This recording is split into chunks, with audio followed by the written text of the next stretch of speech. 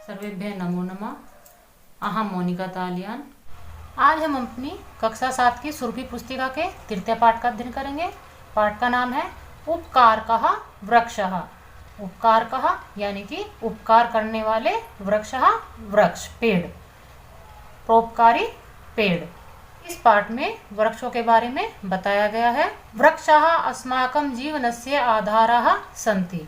वृक्षः पेड़ अस्माकं हमारे जीवनस्य जीवन के आधार सन्ति हैं। वृक्ष हमारे जीवन के आधार हैं। एते भूमे उद्भवन्ति। एते का अर्थ है यह सभी, भूमि में उद्भवन्ति उत्पन्न होते हैं। यह सभी भूमि में उत्पन्न होते हैं। एतेषां मूलानि पृथ्व्यां दूरं दूरं ततानि भवन्ति। एतेषां इन सभी की मूलानि जड़ पृथ्व्यां पृथ्वी में, दूरम दूरम दूर दूर तक, ततानी फैले हुए, भवंती होती है। इन सभी की जड़ें पृथ्वी में दूर दूर तक फैली हुई होती हैं। मूला नाम उपरिष्टात् वृक्षस्य प्रकांडः भवति। मूला नाम जड़ों के, उपरिष्टात् ऊपर, वृक्षस्य वृक्षों के, प्रकांडः तने, भवति होते हैं। जड़ों के ऊपर पेड़ के तने होते हैं। प्रकांडात् शाखा उद्भवन्ति। प्रकांडात् का अर्थ होता है तनों से, शाखा उद्भवन्ति निकलती हैं। तनों से शाखाएं निकलती हैं। शाखाभ्य परशाखाः संभवन्ति। शाखाओं में भी छोटी छोटी शाखाएं होती हैं। एतासु परशाखासु एव पत्राणि पुष्पाणि फलानि च भवन्ति। एतासु इन सभी परशाखासु, जो शाखाओं में निकलने वाली छोटी शाखाएं हैं, उनमें ही पत्राणि पत्ते, पुष्पाणि पुष्प, फलानि फल, च और भवन्ति होते हैं। इन छोटी छोटी शाखाओं में ही फूल, पत्ते और फल होते हैं। वृक्षः अपि अस्मान् इव भुक्त्वा पीत्वा च जीवन्ति। वृक्षः वृक्ष अपि भी अस्मान हमारे, इव समान, भुक्त्वा खाकर, पीत्वा पीकर, च का अर्थ होता है और, जीवंती जीवित रहते हैं। वृक्ष भी हमारे जैसे ही खाकर और पीकर जीवित रहते हैं। मूलानि वृक्षाणाम पादः भवन्ति। मूलानि जड़ें, वृक्षाणाम वृक्षों की, पादपः पैर, भवन्ति होते हैं।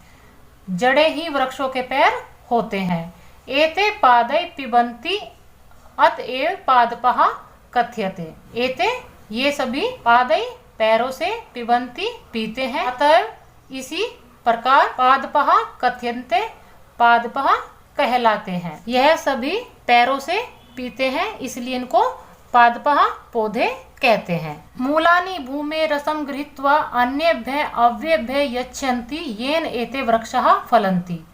मूलानि जड़ों से, भूमि में, रसं गृहीत्वा रस ग्रहण करके, अन्येभ्यः और अन्य, अव्येभ्यः अंगों के लिए, यच्छन्ति जो आवश्यक है उनको देकर, येन उनसे वह वृक्षों जो पेड़ होते हैं, फलानि फलीभूत होते हैं। भूमि से रस ग्रहण करके, अन्य अंगों को वह प्रदान करके वह वृक्ष फलते हैं। वृक्षः अपि मनुष्याः इव सुखानि दुखानि च अनुभवन्ति। वृक्षः पेड़ अपि भी मनुष्याः मनुष्य इव समान, मनुष्य के समान ही, सुखानि दुखानि च अनुभवन्ति सुख और दुख का अनुभव करते हैं। वृक्ष भी मनुष्य के समान ही सुख और दुख का अनुभव करते हैं। एतेषु अपि प्राणः भवन्ति। एतेषु अपि इनमें भी, प्राणः प्राण, भवन्ति होते हैं, इनमें भी प्राण होते हैं। अतएव एते प्राणिनः इव जायन्ते वर्धते म्रियन्ते च। अतएव इसलिए, एते माने यह सभी, प्राणिनः प्राणियों के, इव माने समान, जायन्ते पैदा होते हैं, वर्धन्ते बढ़ते हैं, म्रियन्ते च और मरते हैं। इनमें भी प्राण होते हैं, इसलिए यह प्राणियों के समान ही पैदा होते हैं, बढ़ते हैं और मरते हैं। परंतु एते अचराः सन्ति। परंतु ये सभी अचराः सन्ति, अचर हैं। यह एक स्थान से दूसरे स्थान पर नहीं जा सकते, इसलिए यह अचर हैं। अर्थात एते खगाः मृगाः जलचराः नरा इव न चरन्ति। एते यह सभी खग पक्षी मृगः जीव जंतु जलचर जो आपके जल में रहने वाले हैं, जल में रहने वाले जीव जंतु नरहा मनुष्य इव न चरंती उनके समान नहीं घूमते। यह सभी पेड़ पौधे आपके पशु पक्षियों और मनुष्य के जैसे नहीं चल सकते। वृक्षाणाम वहवा भेदः संति, वृक्षाणाम वृक्षों में वहवा बहुत सारे भेदः भेद संति हैं, वृक्षों में बहुत भेद हैं। एतेषु केचित् फल वृक्षः संति अन्ये च पुष्प वृक्षः भवन्ति। एतेषु इनमें केचित् कोई फल वृक्षः फलों के वृक्ष संति होते हैं, इनमें कोई फलों के वृक्ष होते हैं। अन्य च पुष्प वृक्षः भवन्ति और अन्य कोई फूलों के वृक्ष होते हैं। वृक्षः पर्यावरणं संतुलनं कुर्वन्ति, वृक्षः पेड़ पर्यावरणं संतुलनं कुर्वन्ति पर्यावरण का संतुलन करते हैं, पेड़ पर्यावरण का संतुलन करते हैं। एते वर्षायै अपि सहायका भवन्ति, एते यह सभी वर्षायै वर्षा के लिए भी सहायक भवन्ति होते हैं, यह सभी वर्षा के लिए भी सहायक होते हैं। एते वातावरणं स्वच्छं कुर्वन्ति, ये सभी वातावरण को स्वच्छ करते हैं। वृक्षः पर्यावरणे प्रसृतान् प्रदूषित वायून् गृहीत्वा श्वासन क्रियायै अस्मभ्यं प्राणवायु यच्छन्ति। वृक्षः वृक्ष पर्यावरण में फैले हुए प्रदूषित वायु को गृहीत्वा ग्रहण करके श्वास क्रिया के द्वारा हमें प्राणवायु देते हैं। वृक्ष पर्यावरण में जो दूषित वायु होती है वह ग्रहण करते हैं और हमें श्वास क्रिया के लिए शुद्ध वायु प्रदान करते हैं। वृक्षः पत्रैः पुष्पैः फलैः छायाः वल्कलैः काष्ठैः च सदैव प्राणिनाम उपकारं कुर्वन्ति।